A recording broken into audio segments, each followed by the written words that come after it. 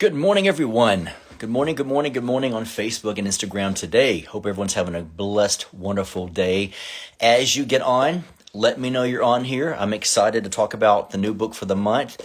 And just chat, see what everybody's doing and how everybody is today. And hey, good morning, Jean and Tammy. I love the fact that all my regulars get on here. Looking forward, Nicole. Looking forward to talking to all you guys today. And also telling you, by the way, you guys let me know as you get on, how did you enjoy the Wednesday night we did for the live we did with Dr. Michael Mosley.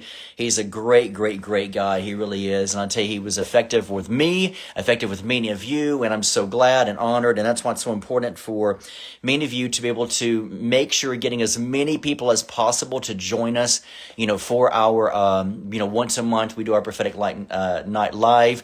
You never know. Perfect team tag. And thank you, Nicole. You never know exactly, like I said, what I will have on there. So I'm always going to surprise you guys, definitely, for sure. So let me say this.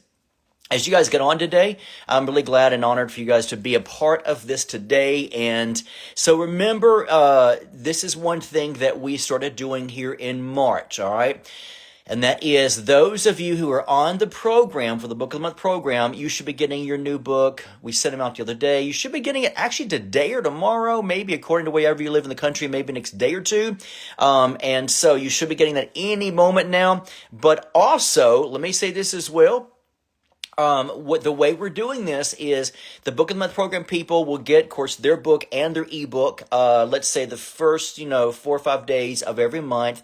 And we will no longer put the brand new book or the brand new ebook on the website, okay, for almost a month later, because we want to be able to make it to where those on the program have that incentive where you're getting the ebook free of charge, which is a $10.99 value, plus you're getting the discount for the book, you're getting the free shipping in the USA, but you're also, making sure that you get it before anybody else gets it, and we're not making it to the public anymore for almost a month later. So that'll be every month we'll do that, all right?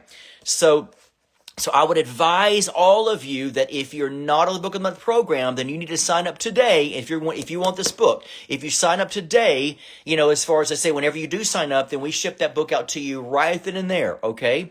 And you get the ebook to your email that day as well. So that's why it's very important. Those of you not on the program, you need to sign up today. If not, you will not be able to buy this book I'm going to tell you about, and the book every month for about a month later. All right. So the book of the month this month is Creating Effective Ministry. I'm going to put a series out the next 4 to 5 months on ministry, but also how to be able to effectively take up money in a ministry. Should you take up money in ministry? How to be able to create a ministry? All that fun stuff. So, and this is a good size, thick book. So, hey, good morning, Darla. Hope you and Mike are doing good today. So that's why it's very important to understand, that you got to be on the Book of the Month program. All right. So today we're going to talk about creating effective ministry. This is a dynamic book. I've waited literally 4 months to put this book out. So it's really powerful. So once again, those on the program, you should be getting it any day now. Those of you not on the program, you cannot get this book. You cannot order it or buy it anywhere for about a month from now. All right. So we're going to talk about this book today. So that's why it's very important. You guys make sure you're going to the what I call the quickie link, the link tree at the very top of the page on our Instagram. And when the moment you click on it, our first, you'll see maybe 5 or 6 different things the quickie links. The first top one is going to be you signing up for the Book of the Month program. That way we can ship it out to you today if you're not on the program, all right? So anyway, thank you, Rebecca. I love this. Isn't that pretty? Creating Effective Ministry. So we're going to talk about this today, all right? A lot of juicy stuff in this book. You guys are going to really love. So some of the titles in this book, Creating Effective Ministry, because once again, remember, I'm taking about 4 or 5 months to be able to really dive in to how to create a ministry, how to receive money in ministry, or do you need to receive money in ministry, how to be able to set this stuff up, okay? Because a lot of you out there are like, man, I really, really need to, I want to dive in ministry, but I don't know where to start. Well, this is your time to make sure you're on the Book of the Month program, because I'm going to teach you this the next 4 or 5 months, all right? So are you ready to talk about? So the titles, the chapter titles in Creating Effective Ministry, for those of you on the program, is number 1, my favorite, recovery. learning to recover from the world, recover from the formal life. Now, what I mean by that is not some sinful lifestyle, that too, but basically recovery mode from the person you were into the person now you're becoming to be the minister or to have the ministry you need, okay? Which means it's going to change a lot of paradigms on how you see life, how you see ministry, because now you're the one on this side of the fence, all right? Knowing how to be able to create and dive into that place of, I now have a ministry as far as publicly. What do I do about it? Do I need to change? How do I think now? How do I see people? That's how we're going to be able to do it. All right. So yeah, it's going to be really, really good. Desiree, you'll like it. And by the way, for Fit Girl, Donna, excuse me, I saw this earlier. I'm definitely praying for your niece today from ICU with liver failure due to chemo. We are 101% going to pray and believe God for a total miracle.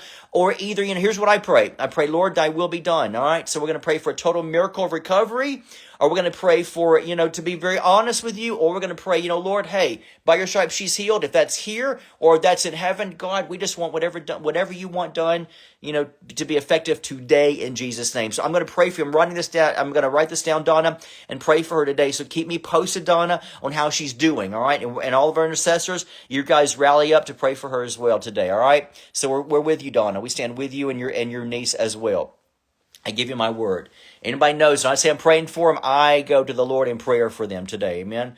So recovery mode on that. The second chapter title is Reclaiming Purpose. Now, reclaiming purpose, you should have, here's the thing. You should have at least 3 different purposes in your life. Excuse me. 3 different purposes in your life. First purpose is your life. The purpose for your entire life. Okay, some of you need to write this down.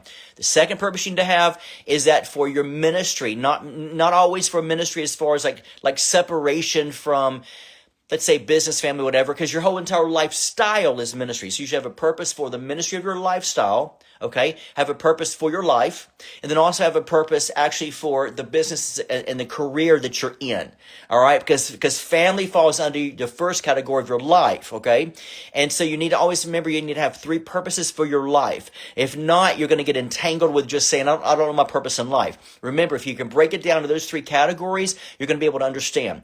Have a purpose. Once again, I'll say it again. Have a purpose for your whole life, which includes family and friends. The second thing is having a purpose for your ministry, which is part of the life you live, but also what is my giftings and callings for the purpose of my lifestyle.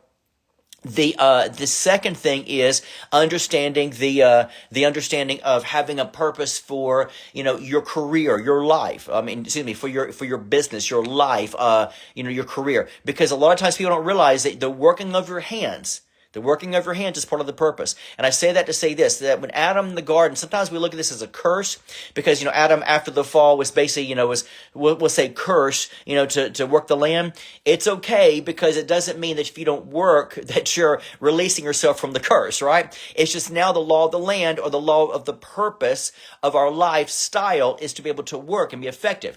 I always tell people you can pray till the cows come home. Lord, bless me financially, Lord. I'm believing God for checks in the mail, but God honors his word above his name. If you do not work, the working of your hands, you can't expect to be blessed. It's not some devil on your back. It's the fact of the ignorance of the knowledge, knowing that you're supposed to work. You work your mind and you work your hands and you work what it is that God's placed in you with the mind of Christ. All right. If not, don't expect God just to give you a check in the mail because you're God's favorite. All right. Because God will never bypass his word. That's why he says you got the mind of Christ, because the mind of Christ in you wants you to reach the potential of the unlimitedness of the greatness in yourself through him.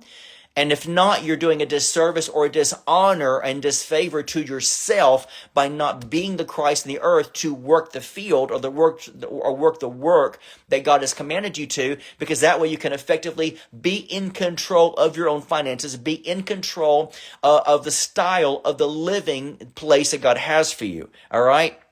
If God just blesses you 24 hours a day, 7 days a week, because he's not your sugar daddy, all right? That would mean he's your sugar daddy if you didn't work, right? So you're dishonoring God by not wanting to work with your hands and not wanting to work with your mind. You're dishonoring God because you're trying to place him as a sugar daddy when he is not sugar daddy. He's the Abba Father, right? And so remember, you don't want to dishonor God. Now, it's different if you're disabled. You know what I mean? It's different if you have this reasoning. But still, one thing I tell people is this: even if you're disabled, you still have the mind of Christ, you can do things just creatively that maybe you can't do in other areas of your life. So remember, do you want God to be your sugar daddy and dishonor God, or do you want God to be honored by him being Abba Father, by you initiating the scripture that God has already given you all things that pertain to life and godliness? Okay, so we want to set God up in the position and the place of power over us as Lord and not as sugar daddy. All right, so remember that. A lot of people don't understand that, and so you want to be able to honor God by the working of your hands, by being the Christ in the earth, to be able to be in control and charge of your own destiny in the sense of your own finances, your own creating, your ability to gain knowledge and wisdom on this earth, to be able to work the work you need to, so you can honor yourself and honor God and be able to be in control, but also bless the land with the working of your hands. Are you with me? Thank you so much, Rebecca. You're awesome. I just love you so much. And then like the other one is so we're reclaiming your purpose in those three areas. Another thing is, because by the way, let me say this also. If you don't break it down to those three areas, you're going to get overwhelmed by thinking, what's my purpose? What's my purpose? And then part of that one planned purpose, you're going to begin to find yourself saying, well, then what I do for a living, my job, my money, my finances, my family, and you're going to get sort of overwhelmed. So if you divide it in those three realms, it's easier for you to break them down to say, now another purpose in this area, and this area. Are you with me? Because remember, if you're a triune being, that means there's at least three, if not more, areas in this world you should be effective in. So your body should affect one area, your soul should affect another area, your spirit man should affect one another area. Your body affects the working of your hands, your natural hands, right? In the sense of your hands representing, your physicality, because let's just face it, even if you're on a computer, you're still working your hands. If you're doing hard labor, you're working your hands. So the power is in the working of your physicality. The second thing is your soul, which means where you're working your mind, which is your what? Your mind, I can't think. Your mind, will, and emotions. Is that right? Yeah. Your soul is your mind, will, and emotions. So your soul is actually at work, working the mind of Christ in you through the power of your emotion, through the power of your mind of knowledge, right? And also through the will. Those three areas are powerful. And then the third one would be that of spirit. The area of spirit is letting you know automatically that the spirit is where you tap into the unlimited resources that is found into the unseen realm, the spirit realm, that is able to transcend into the soul, to power your soul in your area of your mind and your emotions to work the work, and then to also empower your physicality, your body. That's why he says, by my stripes you are healed, to where your body can begin to work the work as well, right? Can you guys work with me? I know I'm talking fast here, but that's a key thing you want to be able to understand. Thank you so much for that. So I'm glad it's helpful for you. So you want to be able to understand that, because you never want to dishonor the triune being of who you are, because you have three different purposes at least on this planet to be able to be effective in, and you don't want to be able to be unbalanced. You want to be able to know that you're working the power of the fullness of who you are in the earth. That way, thy kingdom come can be more effective and powerful on this planet, because you're working the fullness of who you are in the unlimited realm by making the invisible into the place of making it visible. Right? The invisible into the visible. So remember that. So I talk a little bit about that in the book as well.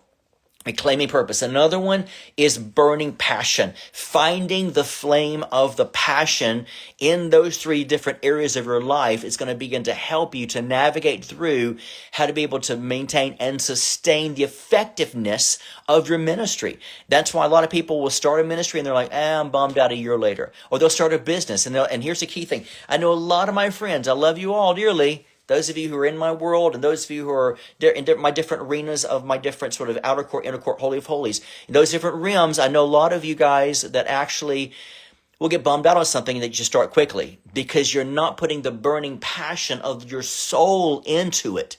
When you think about your mind, you think about the fact of, you have an idea, you start it, but with the mindset.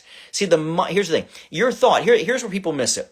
When you have a thought, I'm going to start this business. If you don't allow that thought, if you don't sit on that thought to marinate, then you're never going to create a mindset that will start a pattern that will be a habitual pattern that will keep you motivated along with the passion of God in you to push that thing through, to give birth to it. Many of you give up within your spiritual 9 months. That's why, you get bored with your business, quickly, because you don't put your passion behind the effectiveness of creating a paradigm to say, this is stuck in me. Now I can be more effective with it. Because remember, without a vision, you perish. If you don't have a vision backing up your passion, that not from a thought, but from a new mindset, a new paradigm. Remember this. If you think about neurons in the brain, remember neurons take some time. If you have separate neurons in the brain, after a while they start touching each other. After a while they start merging together to create this link. And if they're not effectively merging together, over a period of time, then you can't create a pattern to be able to have that burning passion in your mind to stick with it. So what you do is you have a thought, like a neuron, and it's just sort of bumping heads here. It's just barely touching. And then the moment you start it, you bum it on it. And so the neurons in your brain have not been even given enough time to be able to be effective enough to merge together. If something is not merging together in you, then nothing's holding it together. So therefore, you're not going to be able to hold together, and you're not going to be able to withhold, like held together on anything that you're needing to accomplish. And so you get bummed out on it quickly. Remember, everything needs time to marinate. Time is either your friend or your enemy. If you allow time to be on your side and not be in a hurry, but allow the emergence to take place by feeding it constant new thoughts, new vibrations, creating that new frequency, creating the new neurons to connect, creating the new, I got an idea along with this idea. Not like I got an idea over here, got an idea over here, got an idea over here. Then what happens is you got all these different neurons going crazy. None of them are connecting because you're constantly thinking in different realms. Grab a thought is from God, build on that thought, line upon line, precept on precept. You're building on that thought, which means you're allowing the neurons to be able to slowly connect throughout time and create a paradigm or mindset. And then guess what? Here's a great way to look at it. It's like when the scripture says, like when people get married and you think, the two become one. Okay, let me ask you a question. Do you think magically delicious, Lucky Charms here. Do you think magically that just because you said I do and he says I do or she says I do, that all of a sudden it's like, hey, we're one now? No. A natural, here's where people miss it too. A natural certificate doesn't guarantee that the two become one. Okay, think about that. If that's the case, if that's a wham bam, thank you, ma'am. That sounds really bad to say, but you get what I'm saying, okay? It's not like it's like magically we're one because the certificate or the pastor says we're one now. That's not true. Marriage is outside of, think about it. A wedding is not the same thing as a marriage, okay? So you have to think of partnering together. The two becoming one means it slowly emerges together. It merges together because spiritually you're drawn to one another. You're allowing the neurons, think about it, to merge together. And before long, you start maybe thinking a little bit more alike. You start answering a little bit more of each other's sentences maybe, or you might at least be on the same page, the same wavelength of even your diversity, and you're learning to flow in sync. So if you got two different people that think two different ways, and you're going to be like this before long, see, it's like this, right? But before long, it's like the two become one by moving this way. I'm doing the wave here. You see what I'm saying? But yet there's still two separate entities, but they're slowly flowing together in synchronicity. That's actually what the original language talks about. And so therefore you can be two different people, but you start flowing together versus you flow like this. And so the two becoming one starts doing this. Let me see if I can do this with my hands. Like that. You see what I'm saying? You start flowing, but you're still two. And so it means you're still one, but you're in one synchronicity. God doesn't, when you stand before God one day, he doesn't say, I'm sorry, I can't judge you without your husband being present or your wife being present. No, he's going to be like, I don't care about him or her. What I care about is you, right? And so that's a key thing you have to remember. And so the ideology here is understanding the creativeness of the two becoming one. So just because the pastor says I do, and you say I do, and she says I do, or he says I do, doesn't mean you're like wham bam, now we're one. It's the flow of learning to flow together in harmony, synchronicity, as if the songs being written with the tunes and the tones starts flowing together. A symphony starts flowing together, right? And so that's how you begin a redeemed wave. Gene, let's write a book on that one. Let's me and you write a book together on that one, Gene. So that's a redeemed wave. I like that. So that's how it works. So when you think of neurons, they have to start flowing together in the sense of harmony, of emergence. And so effectiveness of ministry of purpose means you're going to have to learn to start feeding one another until the two. So in other words, you have one idea from God. like this, and here's my brain over here. And all of a sudden, my brain, by me feeding more and more thoughts, my brain starts slowly adapting.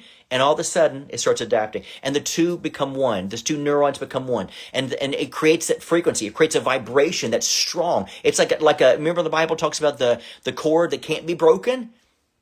The frequency that can't be broken, the vibration that can't be broken. If everything in the universe is frequency and vibration, think about how biblical everything really is in harmony. That's what it's saying. So effective ministry has got to be not you being bummed out on it, but it's got to be in anything you start. It's got to be flowing together in nature, organically merging together as you feed it. That's why when you plant a seed, you got to water it. You can't just plant a seed and say, hey, I'm going to get an apple tree. God's going to be like, no, that seed will never produce, because you got to feed it. The more you feed something, the more it grows, right? And so effective in ministry means you got to be able to have a thought and then cultivate it by watering it with a vision. Hey, I got this great idea. Let me feed on this idea. I can also do this with this idea. Okay, what is my purpose in ministry? What is the plan I'm going to do to be able to create this purpose? And then you got to get into the ideology of understanding from the will of God, bringing forth the kingdom into your mind more and more every day, building the kingdom up in your mindset, of fortifying that paradigm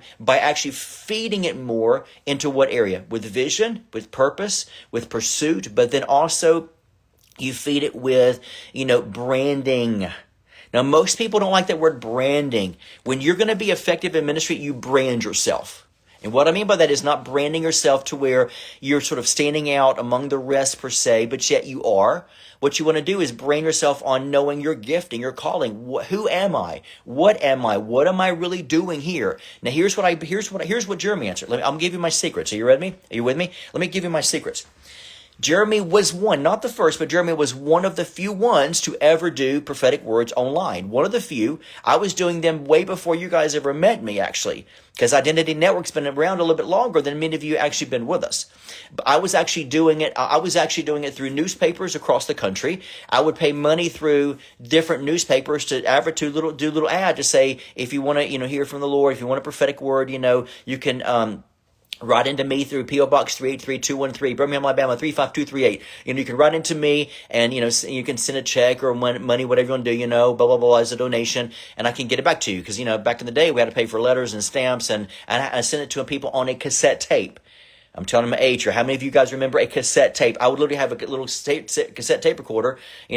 Pop my tape in. Hey, Linda, the Lord says to you. Hey, Bob, the Lord says to you. Take it out, write it on there, write their names, and we would send it out to them in the mail. That's when I was really small, and so yeah, exactly. Doug Ward, yeah, exactly. He gets words from me, and so knowing that's what I used to do back in the day, and then I evolved into doing it on CD. Then I evolved into when I started online, I evolved into sending out to people on CD. Then I evolved into emailing it to people. So see, what happens is you begin to evolve throughout time on the understanding of knowing your purpose will grow, and the branding part was I was one of the few ones to do that. And I'll be honest, now, and see, I'm in life coaching for a number of years now. I've got other people now; they're life coaching. I can name your names, that I don't care. It's no big deal. I mean, hey, the world's big enough for everybody, right? But people started life coaching after me, and then people started doing prophetic life coaching after me. And so, but it's no problem for me, because I knew that I was branding myself on what I knew was authentic and original for Jeremy, to be able to try not to be a copycat, but be able to find my originality. And so I branded. That's why many of you are with me today, because you've realized I do things maybe different from other people. That's branding yourself. So you want to be effective in ministry, find your purpose. Here's what I tell people all the time. And Rebecca, you will like this. Here's what I tell people all the time. If you're going to be effective in ministry, now I give a lot of deep, detailed tools in here. I'm just scratching the surface for many of you today on some things that I'm giving you my secrets on. If you're going to be, let's say, for example, if you're going to say, I'm going to start a ministry on intercessory, if I'm talking today, let's say online or in the newspaper, which they don't really do a whole lot of newspapers anymore, or magazines, or in my church, or whatever the case may be. You want to be able to find the branding that makes you stand out among the rest, because the fact, a little bit more, not a worldliness, but a standing out, because you want people to be able to see you as knowing your category. Okay, so in intercession, for example, great idea. I'll share this with you. Let's take Jean for a moment, or Rebecca. Let's say, for example, if they're going to be in ministry and they're going to start an intercessor type of ministry. Okay, well, that's great and wonderful and powerful, but that's a little still too generic. Knowing thyself. You know how that principle who says, know thyself. Knowing thyself means what kind of intercessor am I? What kind of intercessory do I want to be able to present? Do I want to be, Lord, do I want to be effective and do I want to be a business intercessor? There are many friends of mine who write in, one in, I forgot her name. Oh my gosh, she would kill me if she knew this. And I think it's in Idaho or Iowa. I think it's Iowa, who has an intercessor, I think a business intercessor ministry that she writes in to me for prophetic words of prophecy over her business, over her intercessor business. Because I prophesy over business as well. And so her branding was to intercede for businesses. And, and some people need to, and so I would say, if you want to be effective, anybody can be generic, and that's great if you are, no big deal. But you want to find your originality to be able to be branded in saying, here's what I focus on in my intercession. Here's what I focus on in my prophetic ways. Here's what I focus on in my book writing. Here's what I focus on this. For me, I'm more effective in the areas of me and what I do. I actually have, this is so crazy. I have over, let's see here. Well, according to what you guys know of me, I actually have 100-something books out from what you guys know. But many of you don't realize I actually have literally almost 200 books out that you guys don't know about. All right. So I've branded myself an area and spread it out in a root system in other areas outside of, which is still me ministry, that's outside of Identity Network. Why? Because throughout the years, I slowly began to realize that as a tree of righteousness, I have branches. And when branches come out, you begin to be diverse in areas. I have books that you guys never knew about. I have, parts of me rooting out that you guys would never know about because I'm rooting out into other areas of life that I can be effective in these areas to where I'm learning to understand the different tribes of the world, and people have different tribes, and different groups of categories of people that I can be able to branch out into those groups and be effective in those areas. So as you start growing in ministry, then you'll start branching out as to, because organically and being authentic, you're going to grow.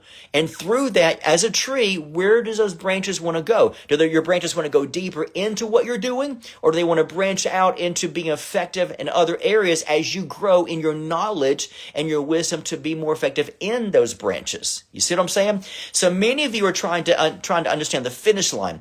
If you were ever going to do ministry, you cannot start off with trying to figure out the finish line. Here's how I put this to you. Jeremy's finish line is none of Jeremy's business, because the Jeremy that is in March 4th, 2024 does not need to know about the finish line that's going to happen when he's 80, 90, or 100, or whatever age I decided to go home and be with the Lord. And so therefore, my finish line is none of my business. Why? Because the Jeremy in my now moment, thank you, Janet, you're so sweet. The Jeremy in my now moment does not know the Jeremy that's going to be in 2026. The Jeremy in my now moment doesn't know the Jeremy that's going to be in 2040, 2038, 2040, 2045, 2050, however long Jeremy lives. And because the Jeremy now can only process the knowledge that Jeremy has learned up until this point. But now the cells in my body that are futuristic have not produced yet to be and to become the Jeremy that I need to be in 2030, 2040, 2050. And so the Jeremy I know now does not need to know the finish line. It's none of Jeremy's business, because Jeremy now doesn't want to disrespect the future. Why? Because Jeremy understands a scriptural principle that says, let tomorrow take care of itself. I was sharing with one of my clients yesterday, Pamela, this is one of the things I was going to tell you about, the client you asked me about. And one of my clients yesterday on the phone, I was praying for him, and I said, he's like, what about tomorrow? I said, the Bible says, let tomorrow take care of itself, because what that means is, it doesn't mean when tomorrow comes along, we'll deal with our problems and issues. That's not the original Greek language at all. What it says when Jesus said, let tomorrow take care of itself, meaning that tomorrow is already supplied for. I've already gone before you. If not, I can't take the title as Alpha and Omega, right? And so the Omega part is already in my tomorrow with the supply already there. God doesn't allow me to get into my tomorrow, and God says, let's see, today. Oh my gosh, okay, today we're going to do this, Jeremy. No, because I will never catch God off guard. That's why he's omniscient, omnipresent. So the God of today and the God of my past is still the God of my tomorrow. But Jeremy is in a limited body that only needs to respect the moment. So the Jeremy of tomorrow has to realize that in my tomorrow, what's happening is in my tomorrow, when I get to my tomorrow, the supply and demand is already present. It's already there. And the cells in Jeremy's body is already in the future, but it can't come out and manifest. How do we know that? Because the caterpillar has the cells in it for the butterfly, but it's not allowed to manifest until the cocoon state happens. And my cocoon state happens every night. Well, technically, we'll just say it this way to help you guys out, to wrap your brain around. Technically, it happens every night at midnight when the dawning of a new day comes. And the dawning of a new day comes, the new Jeremy begins to emerge and arises, right? And so therefore, when you focus on your finish line, that's a sermon for itself in another day. When you focus on your finish line one day, guess what happens? You're never going to get the ministry you're supposed to have now, because you're disrespecting your vision, your purpose, and who you are, because you're already projecting, what is it going to look like? What is it going to turn out to be? That's none of your business. Say to yourself right now, it is none of my business what I will be tomorrow. Just say it to yourself. Say it out loud to yourself. Say, it's none of my business what Janet, what Karen, what Rebecca, what Jean, what I will be tomorrow. Because tomorrow is already supplied. So today, I honor who I am. And I will have the vision and the purpose for today because I honor me and I honor my Father, which is the now present God. All right? So effective ministry means, what is my purpose today? When my branches begin to come out of me one day, I will know that my supply is already there, right? When the branches come out of the tree, it's already got the leaves inside of them waiting to produce. It knows exactly what to do automatically. It doesn't look at itself and say, what do I do? Oh my God, what do I do? When springtime comes, what do I do? What do I do? Am I supposed to, spew water? Do I have these what am I doing? No, it automatically knows. I'm going to produce leaves. I'm going to produce fruit. It's already inside of its DNA. You already have inside of you. So don't get overwhelmed. Being overwhelmed comes from a place of fear. Hear me closely. You can tweet this. Hopefully you can. Being overwhelmed comes from a place of fear. Because when you're overwhelmed, that means you're already overthinking. Overwhelmed. Think about it. Overwhelmed means you're coming over something. Check this out. When you're overwhelmed, that means you're overstepping your boundary. Thank you, God. When you're overwhelmed, that means you're overstepping your boundary of today. All right? I want that settled with you guys. When you're overwhelmed, that means you're overstepping your boundary of today. All right? Oh my gosh, what I got to do? What do I have to do today? Oh my gosh, what am I going to do this afternoon? What am I going to do with this? Well, you're overstepping your boundary. Live in the now reality. Stay focused. Stay present. And be effective in what God is giving you now. That's deep, isn't it? Hopefully. Thank you, Rebecca. Stay in your moment now. And see what is your purpose and potential and your pursuit and your vision and what God is giving you now. Because the main thing is, if you don't allow your neurons to connect, if you don't allow the vision to connect with who you are, it doesn't matter what you start. It's going to fail. That's not being negative. You're going to fail. And so time can be your best friend if you allow it to, right? And so you have to remember that. So before I continue, if this is being a blessing to you guys, those on Instagram, buy some badges for me. Those on Facebook, buy some stars. Did you guys know, by the way, before I continue, did you guys know and realize that now we're being charged? Did you know that Meta is charging us now for doing lives? It's ridiculous. So we're being charged. So in order for us to not be in the negative on being charged, we're hoping that the badges and stars can help us out a little bit more. It's crazy. It's crazy. I mean, just crazy now we're being charged. But you know what? Hey, it's been free for so long for all of us, so we can't complain, right? I mean, be thankful, give praise where praise is due. We got to be thankful. So anyway, so that's the thing. And Janet, I want to go back to something Janet said a second ago. Janet said something on Facebook. Most of you are like, where's Janet at? Janet's on Facebook. She says, I encourage those of you here, if you're asking God to give you some direction in your life, especially at a specific time, allow Jeremy to release a word to you. God truly used him in the right speaking to my life. Janet, I owe you a hug. I'm going to give you a big hug when I see you, my friend. Thank you, Janet, for that. That means the world to me. I appreciate that. Having the heart for people is what you're going to be into, which we'll talk about another day. Having the heart. If you're going to be in ministry, you got to have the heart. You got to have the heart to deal with good people and the heart to deal with bad people. You got to have a heart to deal with people who are going to think you're over religious. People are going to think you're not religious. People are going to think you're too religious. People are going to think you're, you get the good, the bad, the ugly, but you got to have a heart to love all people. That's just life. And so if you're going to be in ministry, you're going to have the heart. We'll talk about that another day. But those are things I want to talk about today with you guys, where you understand the whole the whole understanding, I should say, of what ministry is all about, how to be effective. Okay, so I wanted to give you guys that today. We'll talk about this a little bit more every Monday for the next couple of weeks. This is the kind of stuff I really love to talk about. So donate today. Also, those of you who are not on the Book of the Month program, go right now and sign up.